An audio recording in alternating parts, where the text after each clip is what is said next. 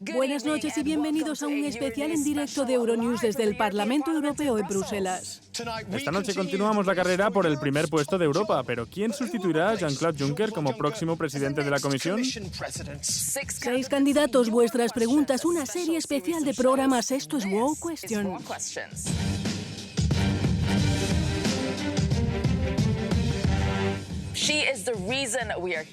Damos la bienvenida a la candidata del Partido de la Izquierda Europea, Violeta Tomic. Hola, encantada de conoceros. Siéntese, buenas noches.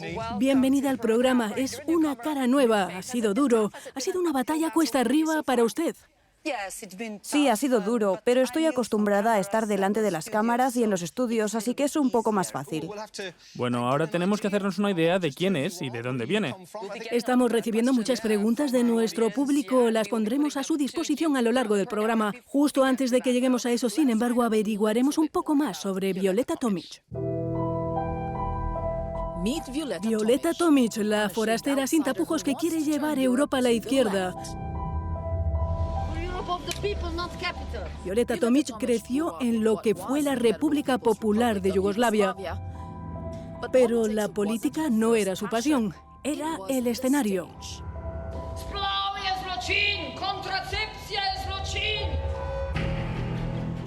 Estudió interpretación en la Universidad de Ljubljana y luego actuó en el teatro de la ciudad antes de aventurarse en la pequeña pantalla. Violeta, hvala lepa. Ja, čisto sodo. Vse je v redu, Violeta Tomic. Eslovenia se convirtió en un estado independiente en 1991 y se incorporó a la Unión Europea en 2004. Benvenuti in Europa. 10 años más tarde, Tomic dio sus primeros pasos en la política convirtiéndose en miembro del Parlamento esloveno. En 2018 se unió al Consejo de Europa con sede en Estrasburgo utilizando su cargo para defender los derechos de los LGTB. Pero ahora, con la esperanza de cambiar Ljubljana y Estrasburgo por Bruselas, quiere que Europa ofrezca una alternativa al capitalismo que aumente los impuestos. Quiere librar al mundo de las armas nucleares y en Bruselas quiere sacudir las cosas aumentando el poder del Parlamento Europeo y dando a las regiones de Europa una voz mayor en las decisiones que se toman aquí, en la sede del poder de la UE. Su forma de hacer política podría ser demasiado izquierdista para Bruselas, pero esta exactriz espera acaparar el protagonismo en la carrera por el primer puesto de Europa. No es frecuente ver a una actriz que se convierte en política. ¿Ser actor de alguna manera te hace mejor político? Bueno, a veces la gente dice que la política es teatro, pero yo no puedo estar de acuerdo con eso. El teatro es un arte muy serio, aunque en realidad a veces los políticos actúan. Cuando entré en política, un colega me dijo que no sobreviviría porque siempre digo lo que pienso. Muy bien, vamos a ver la primera pregunta de la tarde. Es de Sami Chauvet de la Universidad ULB de Bruselas. Sami, ¿cuál es su pregunta? Mi primera pregunta es, ¿cuál es su propuesta para luchar contra la evasión fiscal? Y la segunda es, ¿cuál es su plan para introducir un salario mínimo europeo? La evasión fiscal debe detenerse inmediatamente, porque si queremos tener un Estado social y justicia social, no podemos tolerar que los miles de millones de euros que se ganaron haciendo negocios en Italia, Eslovenia o Polonia estén en paraísos fiscales. Necesitamos este dinero, así que, por supuesto, los paraísos fiscales deberían ser abolidos. Bien, vamos con la segunda pregunta. ¿El salario mínimo qué va a hacer? ¿Cuál es el plan para introducir el salario mínimo en toda la UE? En Eslovenia, uno de nuestros primeros pasos fue aumentar el salario mínimo. Y creemos que sería un buen método para todos los países europeos que contabilizáramos los gastos mínimos.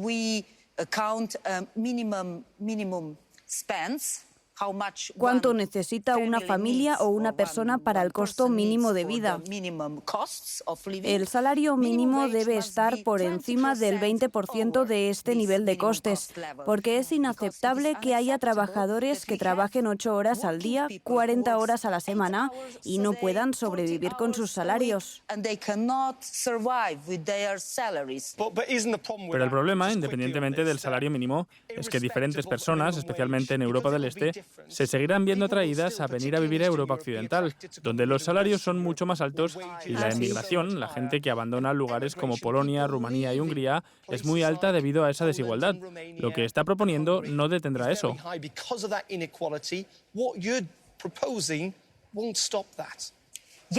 Sí lo detendría, porque impediría que la competencia entre países adoptase una forma de dumping social, porque todo el mundo podría vivir con su salario en el lugar donde trabaja y vive. Bien, sigamos adelante porque queremos saber más de usted. Tenemos una pregunta en vídeo de Silvia en Finlandia. Echemos un vistazo. ¿Cómo piensa crear medidas urgentes en toda Europa para mitigar el cambio climático? Y en segundo lugar, ¿cómo conseguiría un compromiso compartido en toda la Unión Europea para aplicar plenamente los objetivos de desarrollo sostenible? Allá vamos, una pregunta sobre el cambio climático. ¿Qué haría usted? Nuestra casa se está desmoronando y es cierto. Así que tenemos que tomar medidas urgentes al respecto. Simplemente no es posible en este sistema, en nuestro capitalismo neoliberal, porque está apostando solo por el crecimiento ilimitado, la competencia y no por valores sobre la gente y nuestro planeta. Tenemos que cambiar el sistema porque no funciona. Pero en el amplio espectro de partidos, los que ustedes llamarían los grupos neoliberales, todo el mundo parece estar preocupado por el medio ambiente y están presentando propuestas para abordar el cambio climático. ¿No está de acuerdo con eso? ¿No cree que lo estén haciendo? ¿Qué haría diferente? ¿Qué va a hacer? ¿Qué quiere decir con cambiar el sistema? Me gustaría presentar un programa en el que tengamos un New Deal ecológico para Europa y creáramos muchos puestos de trabajo ecológicos e infraestructuras ecológicas y transporte público. Eso costaría mucho dinero. Tenemos otra pregunta. Eso es, vamos a otra pregunta que viene de WhatsApp, es la de Ali Risa Kuranel, en Ankara, Turquía, y quiere saber qué piensa usted de la plena adhesión de Turquía. Esta es una pregunta muy relevante. ¿Qué opina al respecto? Es una pregunta difícil porque sabemos que en Turquía toda la oposición o muchos miembros de la oposición están en la cárcel. También del pueblo kurdo. Así que como las violaciones de los derechos humanos son tan fuertes en Turquía, no creo que esté de acuerdo con su plena adhesión. ¿Y cuál es el problema? ¿Es Erdogan? Sí, eso creo, sí. Pues como presidenta de la Comisión, si lo fuera, ¿cómo trataría usted a Turquía y a Erdogan? Porque tendría que lidiar con ello. Sí, por supuesto. Hablaríamos de la libertad de los partidos que no están a su favor, porque eso es democracia.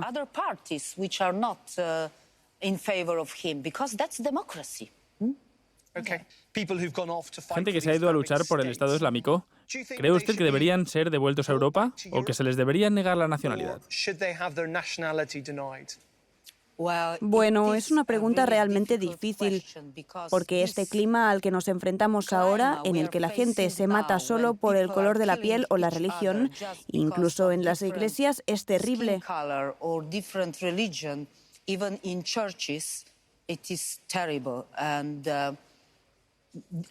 No sé dónde está el mundo ahora, porque hace 10 años no era así.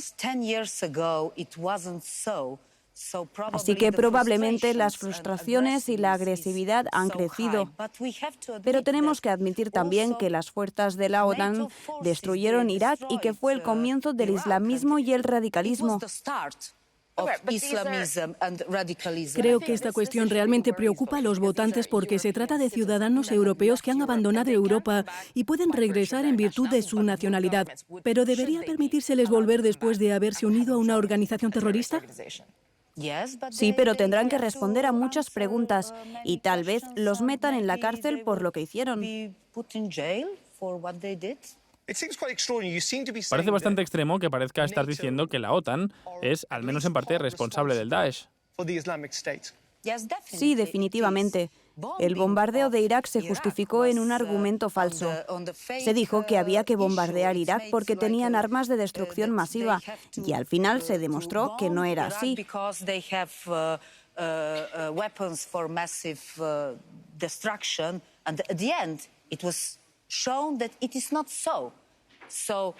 Por lo tanto, los europeos también somos responsables, junto a la OTAN, de haber ocupado y destruido Irak, Libia, Siria y Afganistán. ¿Qué hacían nuestras tropas allí? ¿Eso justifica las acciones del Estado Islámico? Nada justifica las acciones, pero siempre causas y consecuencias. Si tenemos una política pacífica, tendremos amigos en todo el mundo. Vamos a acelerar el ritmo un poco. Vamos a hacerle algunas preguntas cortas para responder sí o no. ¿Es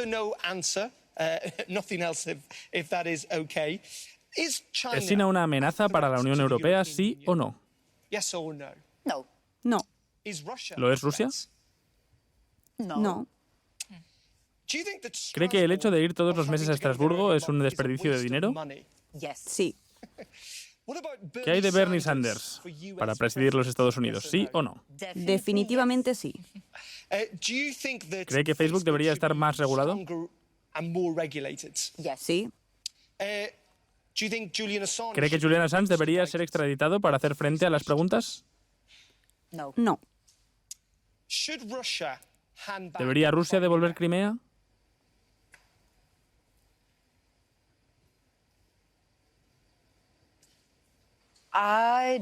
No lo sé porque es asunto suyo.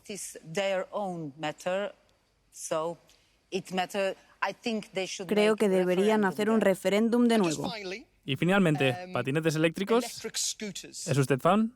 ¿Sí o no? Sí. ¿Los ha probado? No. Llega la hora de tú lo has dicho. Esta era la señora Tomic en el debate de político en Maastricht anoche. Veámoslo.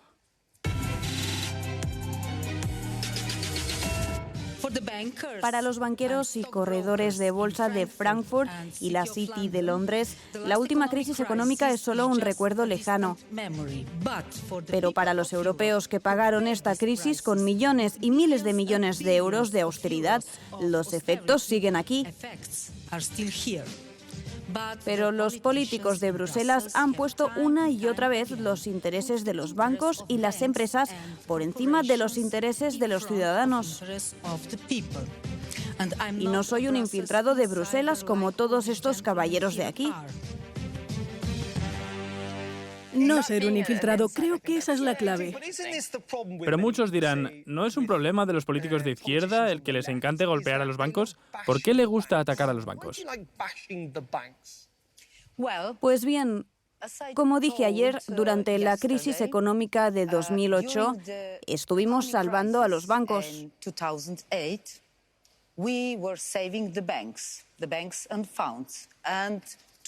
Y para salvarlos tuvimos, precisamente, que tomar el dinero de fondos, de modo que se empobrecieron mucho los presupuestos estatales y se hizo que todo el dinero fluyera de la periferia al centro y de los más pobres a los más ricos.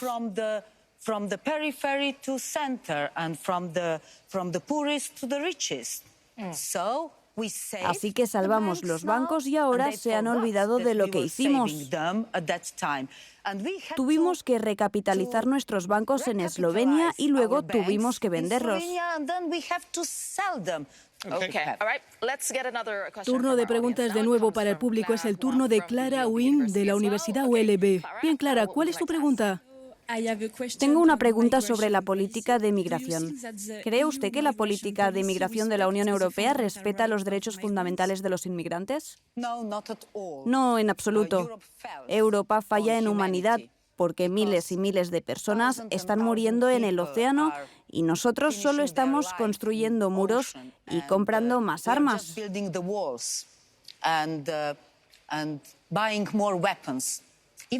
Incluso ahora, el mundo tiene suficientes armas para destruir el planeta 5 veces.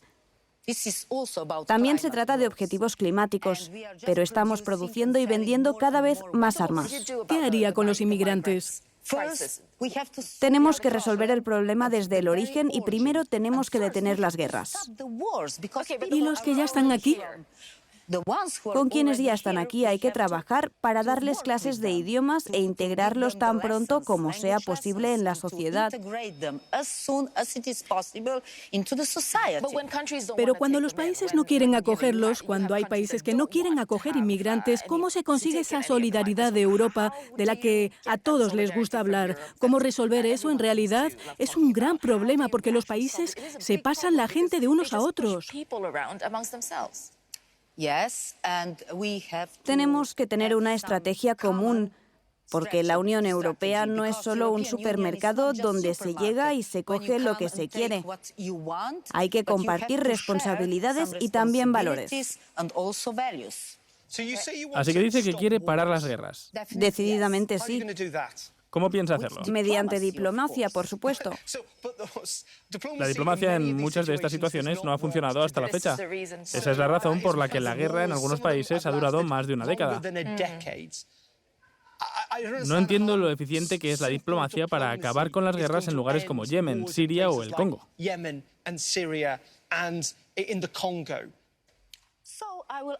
Te haré una pregunta. ¿Por qué Alemania y Francia quieren exportar muchas armas y ganar dinero con la miseria de otros pueblos? Pueden exportar algo bueno. Pueden construir algunas fábricas y entonces sería diplomacia. De acuerdo. ¿Y qué hay de Rusia exportando esas armas? La misma respuesta. Los políticos de izquierda, socialistas y comunistas, siempre, independientemente de lo que haga un gobierno, piensan que deberían dejarle en paz. Venezuela es el ejemplo perfecto. Si fuera un gobierno de derechas haciendo lo que está haciendo a su gente, usted sería la primera persona que diga que fue un ultraje. Pero como es de izquierdas, cree que la Unión Europea debería mantenerse al margen.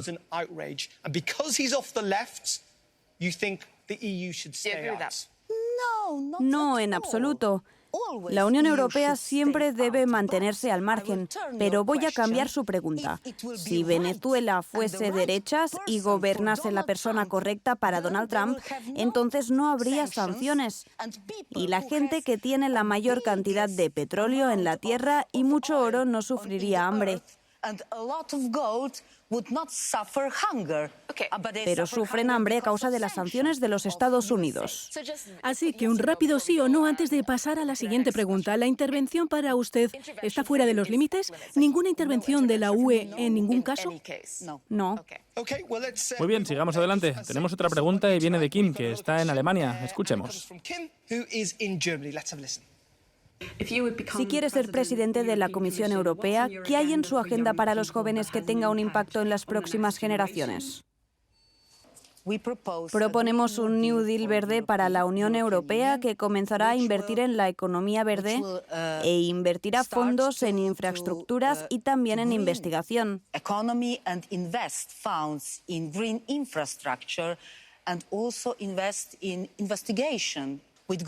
Con el nuevo Acuerdo Verde evitaremos otra posible crisis financiera en Europa, porque sabemos que, por ejemplo, China, un país de muy rápido crecimiento, no tenía crisis financiera debido a la inversión. Lo que necesitamos no es austeridad, sino inversión. ¿Por qué cree que desde la crisis, de la que ha hablado mucho, el apoyo de la clase trabajadora va a la derecha como la solución a esto en lugar de a ustedes? ¿Por qué cree que sucede?